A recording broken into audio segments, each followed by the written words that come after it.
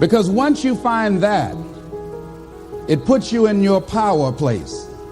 See, if you know what your life work is, I encourage you to start working on it. If you can't do it all at one time, do just a little bit of it.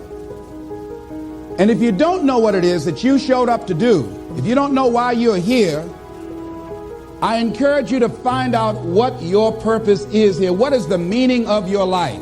What will be different? Have you ever asked yourself that question? I've done that. I remember coming from a friend of mine's funeral, and I was reflecting on how much time I had left. And I went for a walk in a park thinking about this guy whose life was so promising. And I mean, he wasn't an old guy. He was quite young, in fact. And I thought about all of the things that he said he was going to do, and he never got a chance to do those things. And I started thinking about my own life and how much time I had left to do the things that I would like to do. And at that time, I wasn't sure what my life purpose was, what my life's work was. I wasn't sure about it at that time. And I thought about it quite a lot. I had some idea, but I wasn't convinced, and I don't think I felt worthy. I didn't believe that it could be me to do this kind of work that I'm doing right now. And I say to you that if you begin to take a conscious effort to find out what it is that you're supposed to do, I say that it can literally save your life. It's about a guy who was going to work every day. It was very depressing. I mean, when you see it, I mean, the photography is very dingy looking and gray and very dim lighting, and the people are going in looking drab, doing the same old thing every day in the same old way. Some of you work with people like that. There are faces that you wish you never ever saw. Am I right? I mean, if you never saw them again, it would be too soon. Now, am I right? I'm going right, all right? So this is what was going on. This guy was going into this job where it was a dead-end job. He wasn't happy. He was miserable. And many of us can identify with that. He knew that he was capable of doing more, but he had really given up on himself. He had really sold himself out. Yeah, some of us have done that. He made a trade-off.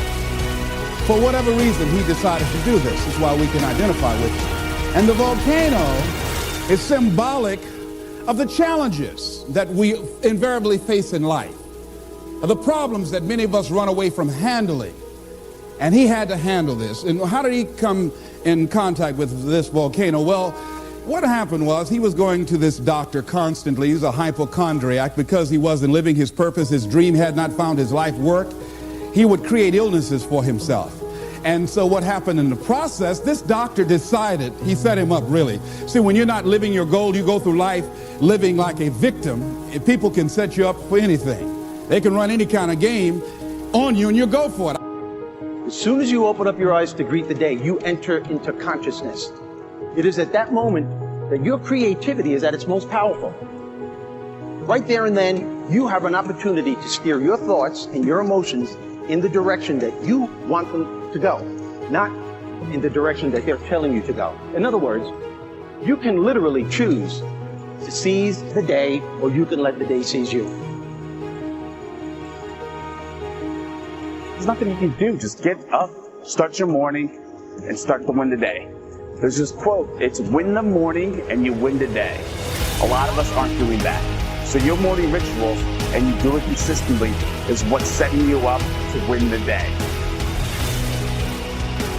So if you will accept that when you wake up, your potential for being there is there, and you will just stop and say, it's a good day, or the bed feels really good, or this could be fun. Just something that sort of acknowledges that you're there.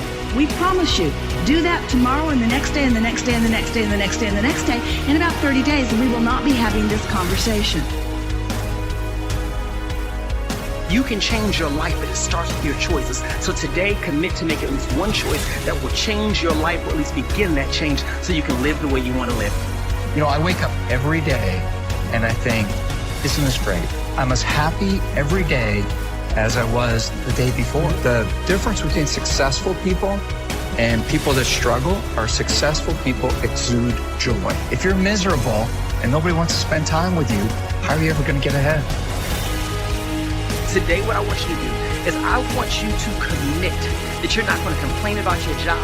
You're not going to complain about the life you're living right now, but what you will do instead is that you're going to make a choice that you will not end today without doing at least one thing that can take you closer to living the life that you desire to live. Most of the time, we have what we need to be happy, we just don't have the right perspective. For instance, you may not be happy at the job you're at right now, but if for some reason you were to lose that job, and you went months and months without any income, and then one day you were able to get that same job back, most likely you would be extremely happy. You had what you needed to be happy, you just didn't realize it. Most people's will to win is for sale. It's for sale. Most people's will is for sale. To win is for sale. They can be bought. I can't be bought. So if we give you most people, if we gave you just enough money, if there's a certain dollar amount, you'd stop working hard. Wow, we give you a title, you'd stop working hard. We give you a car or a plane or a house. Dude, that's the book, bro. That's the book. Is that the book? Yeah, that might be the book. That is the book. Your will to win is for sale. That's right. And I decided once I realized that, because I watch it happen with people in their body and their finances and their family and their faith, whatever it is, I'm not for sale. Mm-hmm. So there isn't a place you're going to buy me. You can't get me. There's not a stop, a place, a destination where you're going to get me to relent, to quit.